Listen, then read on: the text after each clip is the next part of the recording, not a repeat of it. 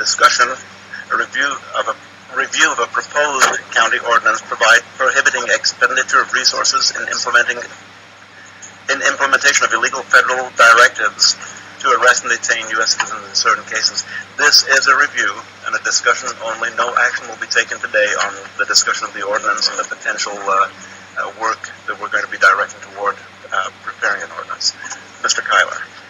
Thank you, Mr. Chairman, and Board of County Commissioner members. Alex Kyler, your Intergovernmental Relations Manager. You've done a nice job, Mr. Chair, summarizing this issue. As you'll recall from our previous conversation, at the end of your April 15th hearing, you did direct staff to come back to you with a strongly worded resolution, which we took care of earlier today, and then asked that we develop this ordinance. So we, which would sort of take into effect some of the language from the resolution. We were asked to focus on limiting the funding availability for the assistance if it were to come to pass where the federal government came in and asked for support in arrest or detainment. Commissioner Sorensen had asked, had we had any sort of conversation with the grassroots organization PANDA. There was a subsequent to the hearing, there was an email from Mr. Osmond that outlined a proposed ordinance, and that's really where we started this conversation that you find in your packet, and you'll see we attached their proposed ordinance. So really the very first 3 pages of that are mostly whereases, but at the very back of your packet you get into essentially the meat of it. We had written this to actually fit into Chapter 6 of the Lane Code, and when we sent it along to County Council for their review is when we started to get some pushback from County Council to suggest that this was not going to be quite as easy as perhaps it appeared on the face. You'll note that one of the things that is a little different between the PANDA approach and what you directed was, what PANDA had suggested was sort of this limit on knowingly cooperating with an agency of the federal government or an agent of the federal government. We had talked about trying to limit the resources that would be utilized in providing that aid. And so there's sort of a key difference between what was submitted from PANDA and the direction that we thought we'd gotten from the board with respect to writing the ordinance. Now, having said that, I think you may find that County Council has some of the same concerns regardless of which approach is taken. And so you'll see really what we tried to do was to give you under Section E of your board packet on page 4 the analysis that explains some of the challenges of writing an ordinance that limits how resources are expended. And you can sort of anticipate how this could get a little bit dicey if you've got, for example, you might have the sheriff's office, which has obviously some general fund. It's got some levy funds. Previous conversation about CCA funds, and you'll recall there were in House Bill 3194 there was jail support money, so there are some state funds that go into the law enforcement function clearly in Lane County. And then you've got some federal funds. We had, for example, a COPS grant, a good example of federal dollars that funded rural deputies in Lane County. So this question of which resources to limit is part of this conversation, and sort of looking for direction from the board today to see how to best advance this given some of the complexities. Thank you, Mr. Keller. Mr. Dingle.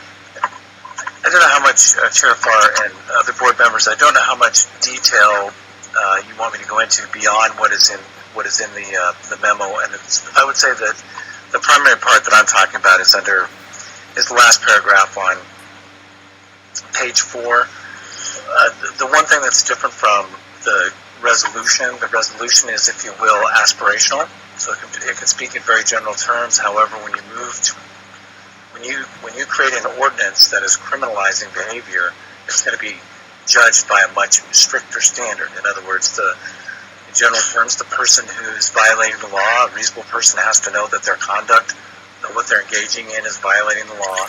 And then you've also got to take care that what you're criminalizing doesn't cross over into the line of lawful protected speech. So it gets difficult to describe. When you look through the criminal statutes and you see a definition of,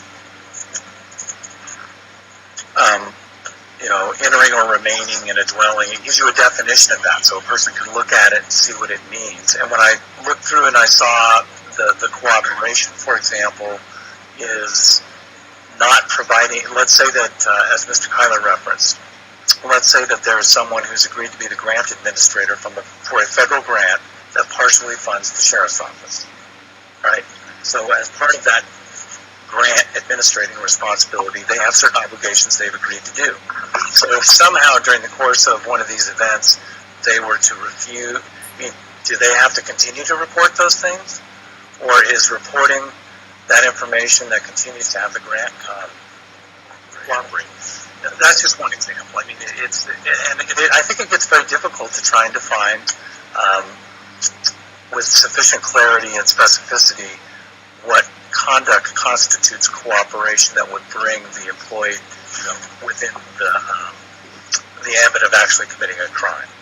And I mentioned the other one in the board memo.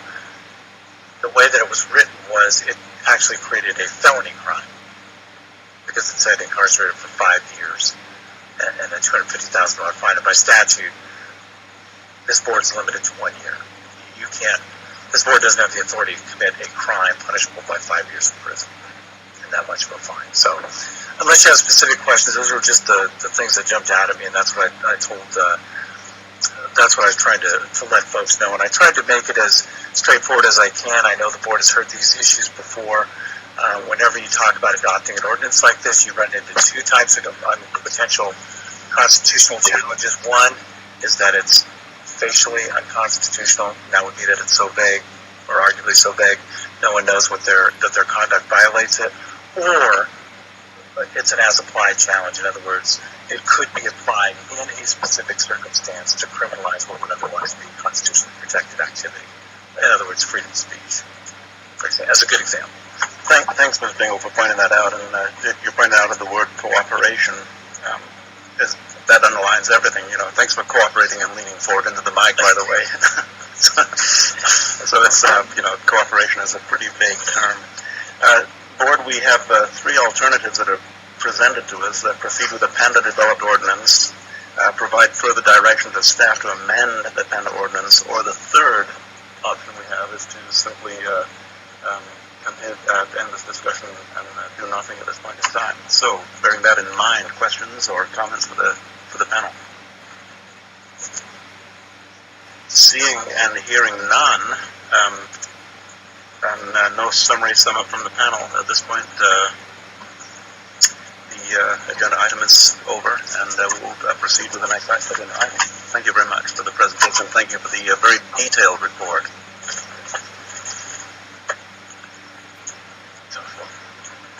Very well. Then item G is order 14-06-03-10 in the matter of awarding bid LCD 2014-01 for Lane County Clerk's Office remodel. This originally was on the consent calendar, and we were asked to pull it just to discuss the remodel in general and the funding for the remodel, what's happening, and what is our role actually in the remodel. And I think Commissioner Stewart had a couple of other questions, comments perhaps regarding our cooperation with the court. I think it's, and maybe I just read something into it. That wasn't really there. Dive right in. Mr. Kreiner.